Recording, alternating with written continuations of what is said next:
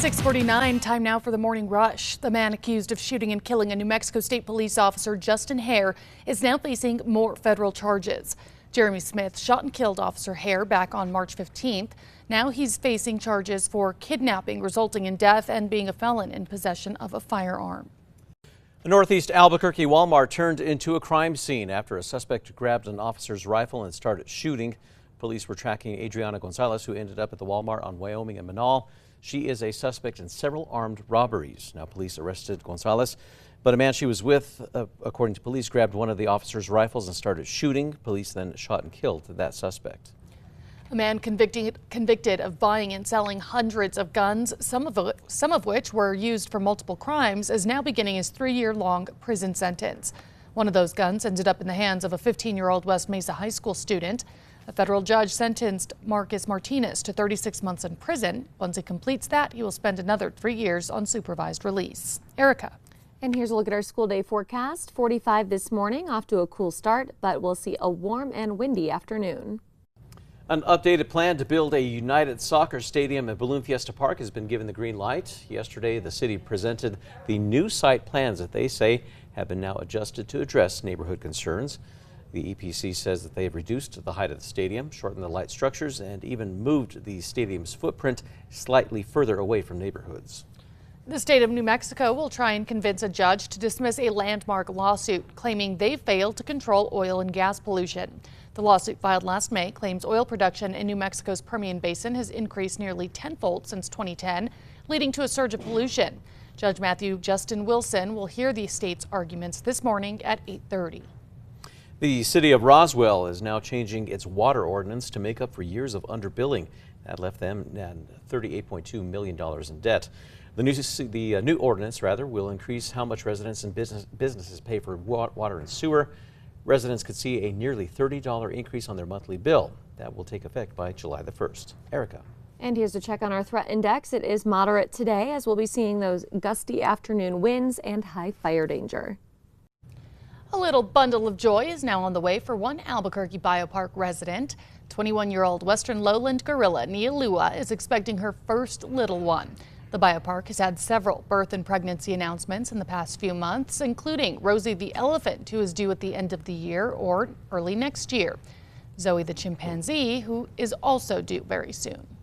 Well, thanks to your generous donations, we were able to raise thousands of dollars for kids in need. Yesterday, our KRQE Cares Shoes for Kids phone bank, it raised more than $8,000. Well, those donations will allow us to buy shoes for students in Title I schools, many of whom have never had a new pair of shoes. The Justice Department announced a new rule that aims to close the so-called gun show loophole. The nation's 80,000 licensed gun sellers already run background checks on buyers. The new rule will now require unlicensed dealers selling at gun shows or online to do the same. Erica. All right, a check on traffic. The maps are clear, no accidents or slowdowns. Trackers heading south on I-25 near MLK and moving up the speed. Hidden artworks and paintings continue to be unearthed by archaeologists in Pompeii. The Pompeii Archaeological Park released these new images showing the preserved frescoes that had been buried since Mount Vesuvius erupted back in 79 AD. This excavation site is part of a bigger project that is aimed at making the site of Pompeii more sustainable. Time now for the 5 facts. At number 5, the Albuquerque BioPark is announcing a baby on the way. 21-year-old Western Lowland gorilla Nia Lua is expected to give birth in July. The BioPark has had several birth and pregnancy announcements in the last few months, including Rosie the elephant, Zoe the chimpanzee, and of course we can't forget the baby kangaroo, first spotted in January. At number 4, scientists at UNM may have now discovered a way to prevent birds from colliding with buildings. A new study shows a connection between blue lights and bird deaths. The findings reveal that night migrating birds are at greater risk of colliding with the buildings lighted with blue or white LED lights. Scientists suggest that switching to warmer toned lights, they could reduce the bird building collisions. At number 3, it's going to be a warmer but windier day. Winds picking up to around 35 miles per hour in the metro this afternoon. At number 2, a man convicted of buying and selling hundreds of guns is now beginning his 3-year prison sentence this morning.